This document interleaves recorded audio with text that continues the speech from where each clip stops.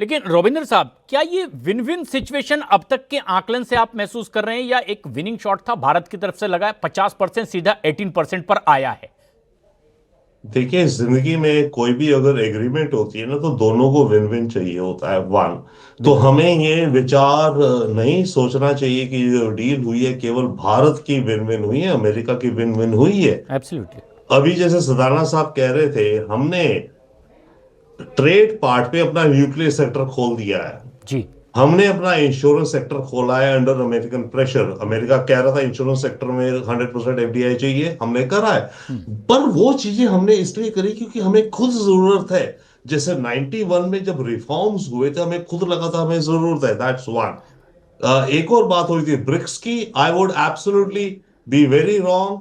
I would I don't think हम BRICS में dollar D dollarisation की बात करेंगे। हमें भी एडजस्ट करना है ना, हम हैं कहीं, हम नहीं है कहीं। We have to understand where we are. और इन चीजों में जो भी हो रहा है, ये जो डील हुई है, बाय द वे ये डील नहीं होती, मैं बार बार कह रहा हूं, अगर हम रशिया से तेल खरीदना बंद कर देते, हाँ। नहीं करते, हाँ। आज की तारीख में अगर हम रशिया से तेल खरीदते रहते, ये डील ना होती।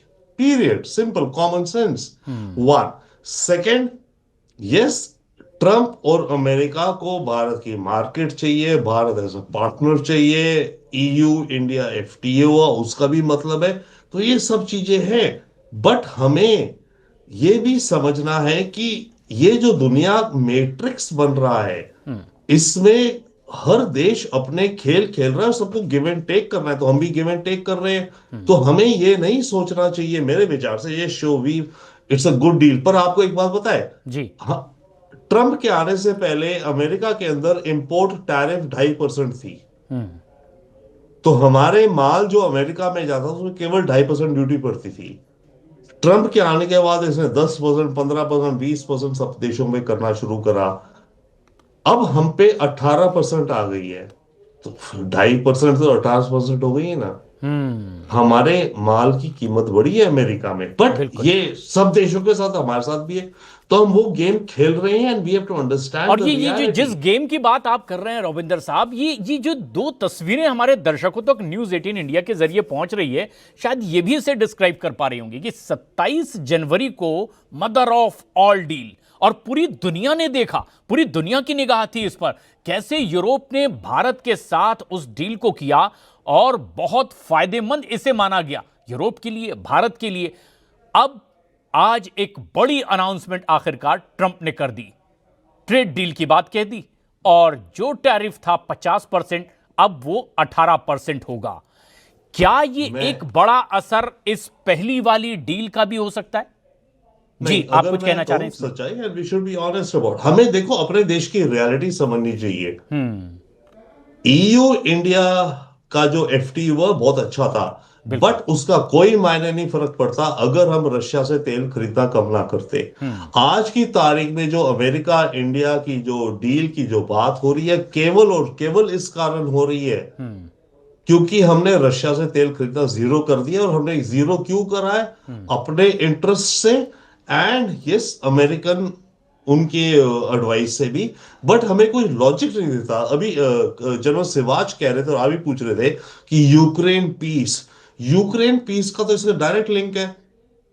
अमेरिका और ट्रंप ये कहते हैं कि इंडिया, अगर आप रशिया से तेल खरीद रहे हो तो आप रशिया की वॉर को मदद कर रहे हो यूक्रेन में, हाँ। क्योंकि रशिया पैसा कमा रहा है।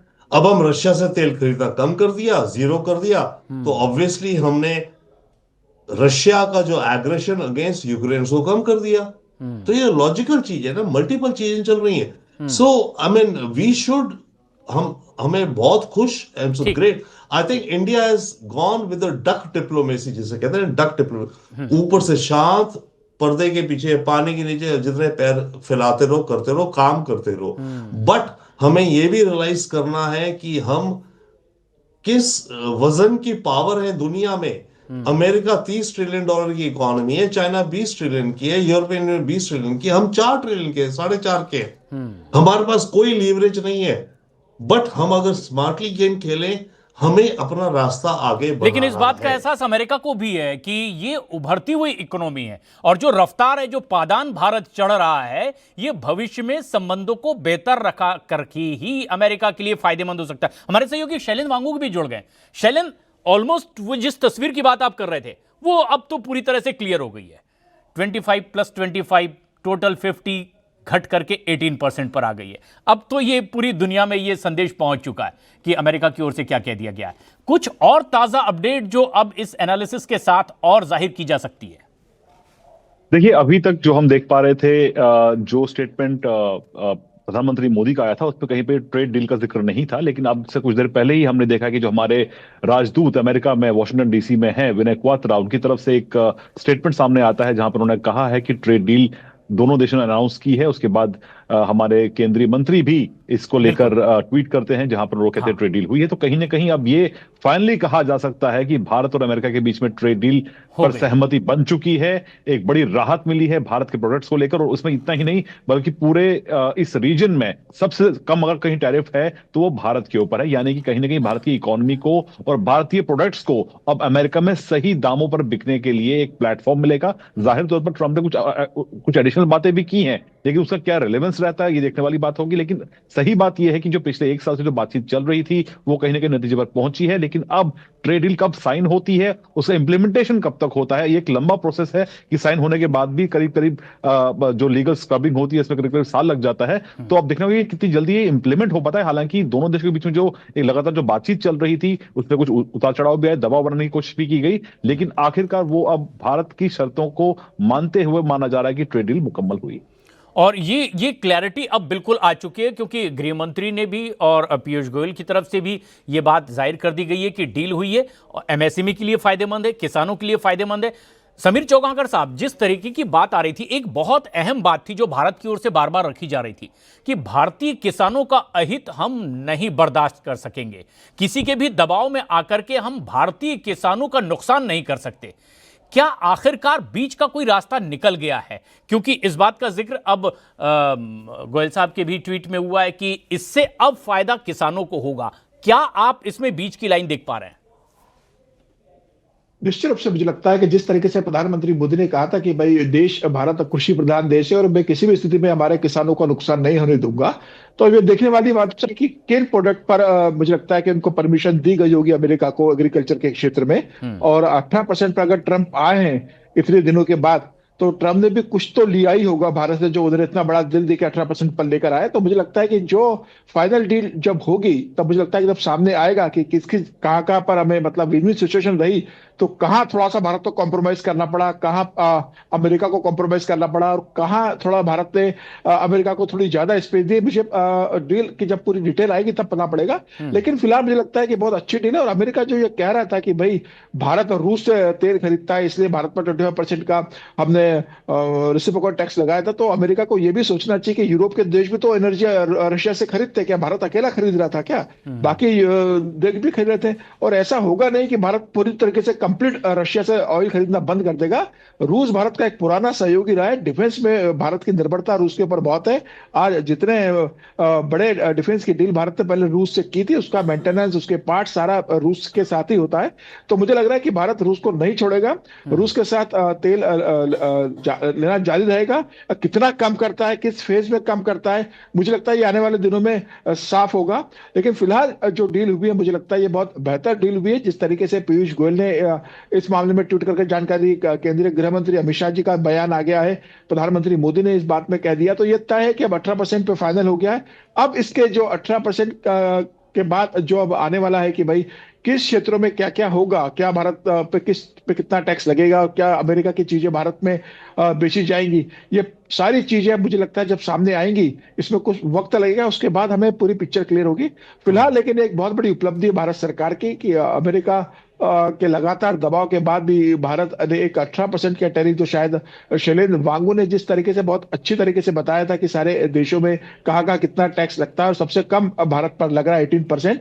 तो मुझे लगता है कि भारत की बड़ी उपलब्धि की 18% पर अमेरिका ने टैक्स टैरिफ की घोषणा की है। अब आने वाले दिनों में इसकी पूरी पिक्चर क्लियर होगी। That is most important thing कि भारत का जो टैरिफ है वो और भी रीजन के कई देशों के मुकाबले जो तय किया, जो उन्होंने फाइनल डील बताया, जिसे ये एक सबसे अहम बात है। लेकिन सिवाज साहब, जिस तरीके की स्थिति बनी कि रूस से तेल आप खरीदेंगे तो उसकी वजह से वो हथियार बनाता है, जंग लड़ता है, अब इस जंग को रोकने के लिए भारत तेल खरीदना बंद कर दे, लगभग नहीं खरीद रहा है, ये घोषणा तो ट्रंप की ओर से हुई है।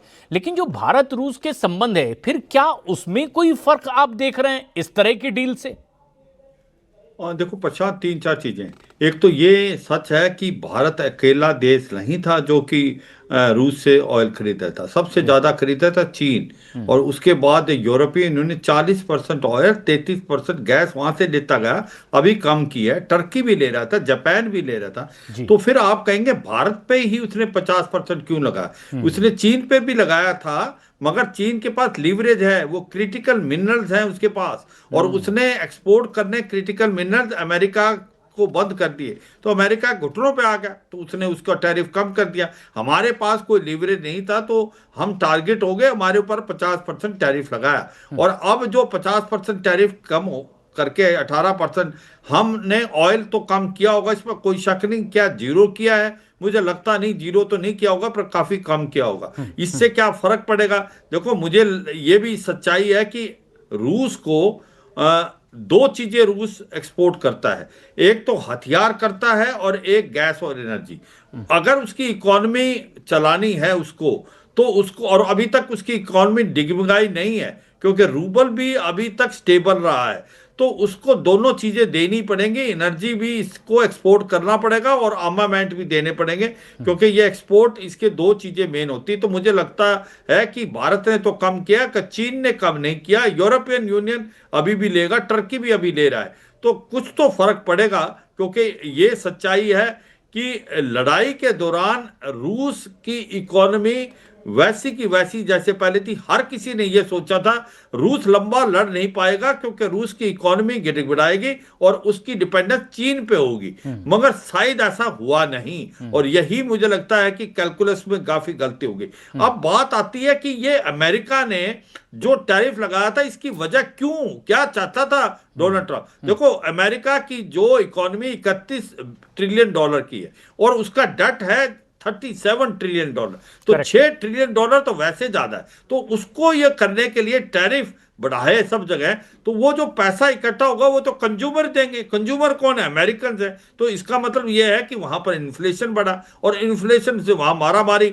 अभी इसकी जो मिड टर्म इलेक्शन है उसमें पॉपुलैरिटी डाउन हो गई है, तो अब उसको भी लगने लगा है डोनाल्ड ट्रंप को कि ये जो टैरिफ लगाए हैं ज्यादा, इसका नुकसान तो अमेरिका को ज्यादा हो रहा है, क्योंकि अमेरिका में इन्फ्लेशन बढ़ता जा रहा है, लोगों को पैसे दे तो वहां अनपॉपुलर बढ़ेगा, तो उसका ये मिड टर्म इलेक्शन में रिजल्ट अच्छे नहीं आएंगे। तो ये भी एक वजह है, उसने टैरिफ कम करने की अब कोशिश की है। जो वो ये कह रहे हैं कि भाई ये विन विन सिचुएशन होगी, क्योंकि अमेरिका ने भारत से क्या लिया, जो मैं पढ़ पा रहा हूं, $500 बिलियन जो कह रहे हैं हम शायद 5 से 10 साल में इन्वेस्ट करेंगे, जो वो हर जगह लिया है। उसने ऑस्ट्रेलिया से भी यही लिया है, साउथ कोरिया से भी लिया, जापान से भी लिया है, और यूरोपियन यूनियन से भी लिया है। वो कह रहा है कि कोल में भी, एग्रीकल्चर में भी, गैस में भी, ऑयल में भी आप इन्वेस्ट करेंगे अगले 5 से 10 साल $500 बिलियन।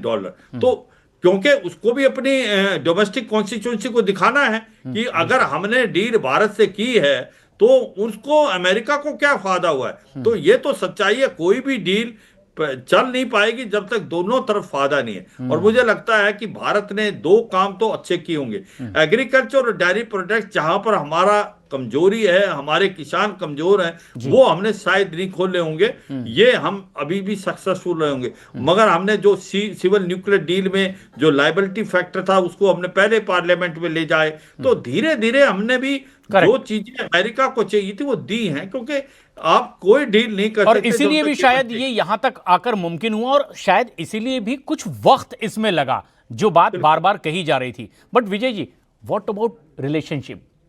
रूस के साथ हमारे जो संबंध थे वो पूरी दुनिया इसे देख रही थी, अमेरिका तो बहुत नजदीक से वॉच कर ही रहा था। लेकिन अगर इस तरह से हम तेल खरीदना कम करते हैं, जो जिसकी घोषणा भी वो कर रहे हैं, क्या रिश्तों में कहीं कोई इसका असर भविष्य में? आपका आकलन? देखिए, मुझे नहीं लगता, क्योंकि रशिया की लीडरशिप और भारत की लीडरशिप एक दूसरे को काफी अच्छी तरह समझती हैं, एक जी। दूसरे की मजबूरियां समझती हैं, परिस्थितियां समझती हैं।